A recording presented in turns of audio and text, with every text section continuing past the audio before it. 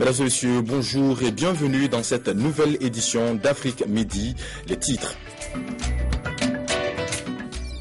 Au menu de ce journal, le Mali, un soldat français du 1er régiment de parachutistes d'infanterie de marine de Bayonne a été tué lundi après-midi dans l'extrême nord du pays, ce qui amène au 6e soldat français tué au Mali depuis le début de l'opération Serval.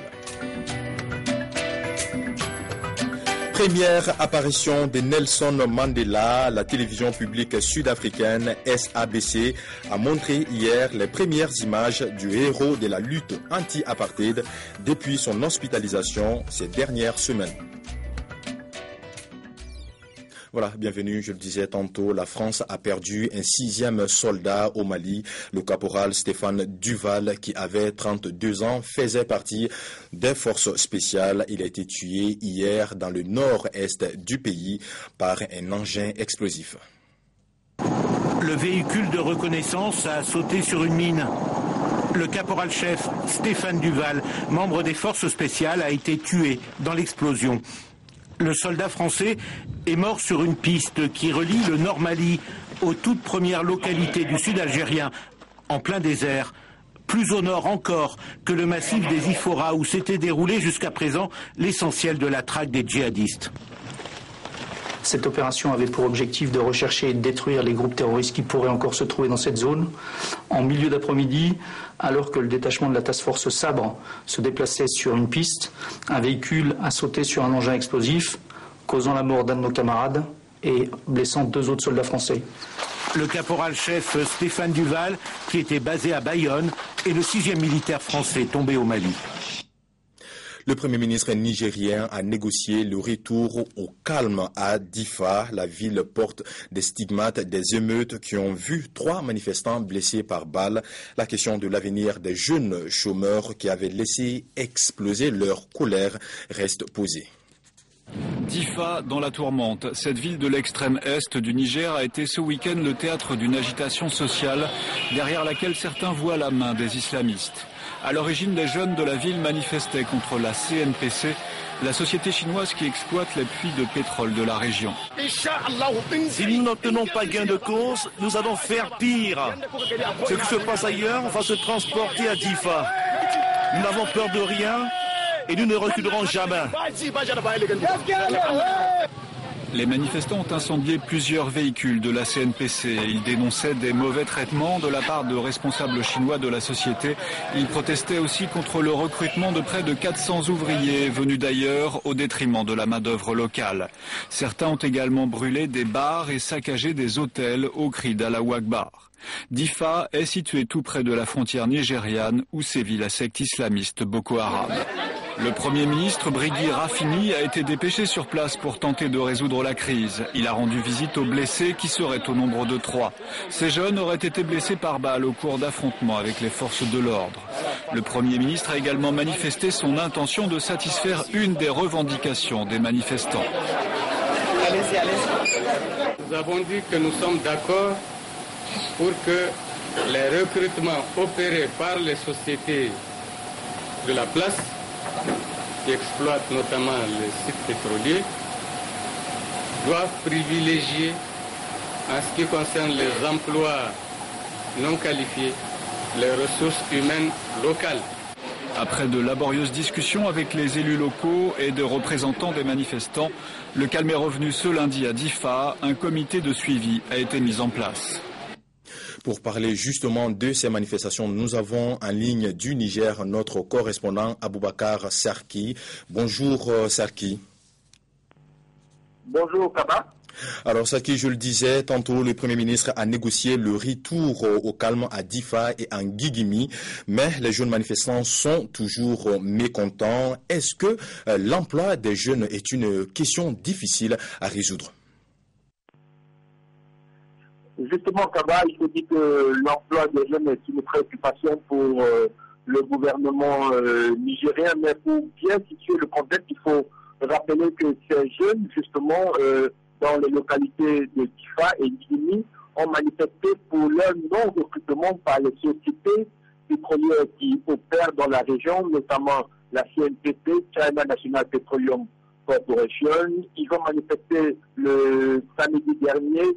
Certains manifestants ont été arrêtés par les forces de l'ordre. Le Premier ministre, le ministre de l'Intérieur ainsi que le député de la région se sont rendus sur place et ont exigé la libération des manifestants. Et je peux vous dire que c'est désormais une préoccupation pour le gouvernement nigérien qui est en train de réfléchir pour pouvoir solutionner le problème afin que certains jeunes de ces différentes localités puissent véritablement intégrer la société pétrolière qui opère dans la région.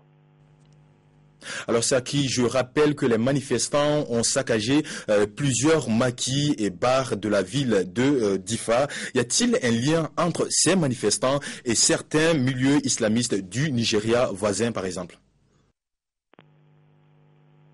D'après mes informations, il n'y aurait pas de lien entre ces jeunes et les islamistes du Nigeria. Il faut plutôt dire que tout cela s'est passé dans un mouvement de colère. Et vous savez, lors d'une manifestation, il faut toujours s'attendre à quelques débordements. Et je pense qu'il faut situer, il faut mettre ces actes-là dans le contexte de ces débordements-là. Alors Serki, merci d'avoir été avec nous de Niamey. Merci, Kaba. Voilà, nous continuons avec cette édition Journée sans médias à Bangui. Les journalistes protestent contre les menaces de la rébellion Seleka, le nouveau pouvoir centrafricain qui promet, lui, de ramener la sécurité dans la capitale avec une brigade spéciale, ce qui ne dissipe pas pour autant les inquiétudes de la population. Une nouvelle brigade mobile chargée de sécuriser les quartiers de Bangui et de récupérer les armes aux mains d'éléments incontrôlés est en action depuis quelques jours. Notre objectif, c'est de restaurer la paix et la sécurité dans la ville de Bangui. La population n'arrête pas de se plaindre. Si tout se passe comme prévu, la situation sera normalisée d'ici une semaine. Pour montrer leur efficacité et leur volonté de ramener la sécurité dans la capitale, les autorités ont présenté à la presse la récolte. Ce n'est que la partie visible de l'iceberg, on ne peut pas vous montrer tout.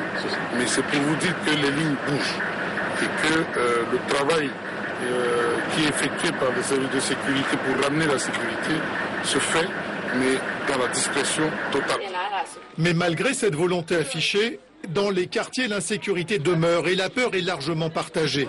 Comme ici dans le quartier Boyrabé, qui a subi mi-avril des attaques de l'ancienne rébellion, aujourd'hui au pouvoir. Depuis une semaine, le calme est un peu revenu. Nous avons regagné la maison, mais les Seleka tirent toujours des coups de feu la nuit. Pour que la paix revienne, il faut que les Seleka repartent d'où ils sont venus. Le nouveau président a déclaré qu'il n'exclurait personne. Alors pourquoi il s'en prend à nous?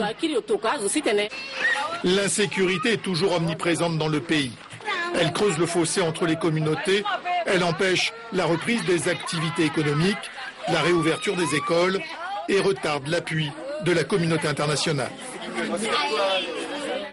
Et puis une image, la première de Nelson Mandela depuis son hospitalisation ces dernières semaines. On y voit le héros de la lutte anti-apartheid, maintenant âgé de 94 ans. Sa santé est de plus en plus chancelante. Notez que l'archevêque Desmond Tutu, un autre prix Nobel de la paix sud-africain, est lui sorti de l'hôpital.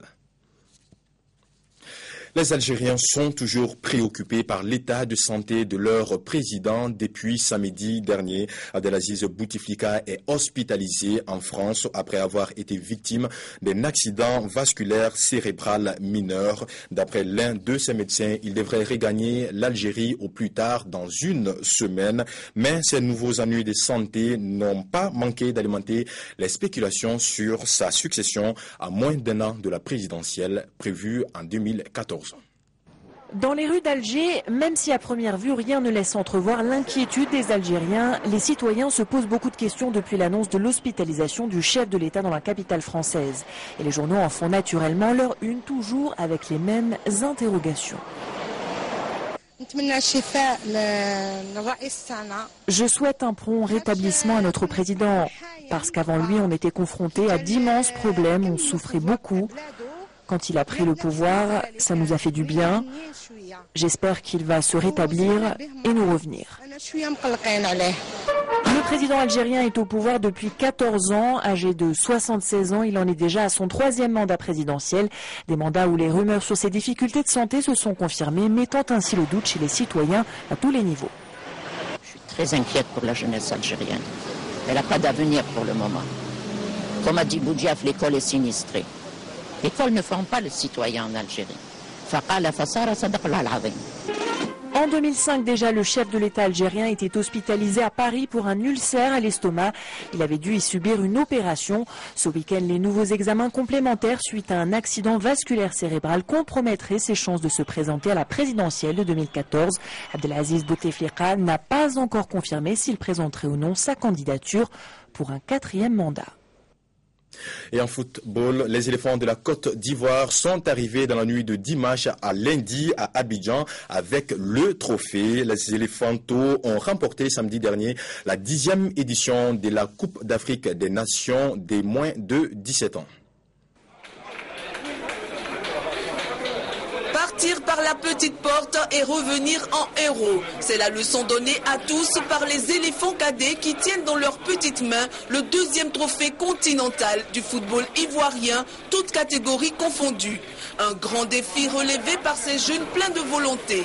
La fierté de la Fédération ivoirienne de football. Un instant de bonheur attendu par le pays depuis 21 ans après celui des seniors. Nous sommes très heureux de ramener ce trophée en Côte d'Ivoire. Car depuis très longtemps, la Côte d'Ivoire cherche ce trophée. Nous sommes très fiers de ramener ce trophée à notre pays. Ensemble, on a serré les coudes et ensemble, on a gagné. Honneur est fait aux champions par les populations avec à leur tête le ministre Alain Lobognon. À leur arrivée à l'aéroport Félix Houphouët-Boigny. Conquérants, solidaires, responsables, les qualificatifs ne manquent pas à l'endroit du coach Kamara Ibrahim et ses poulains et devraient inspirer plus d'un. Voilà, félicitations aux éléphants, c'est le football africain qui gagne. Merci de nous avoir suivis, c'est la fin de cette édition. À très bientôt sur Africable. Au revoir.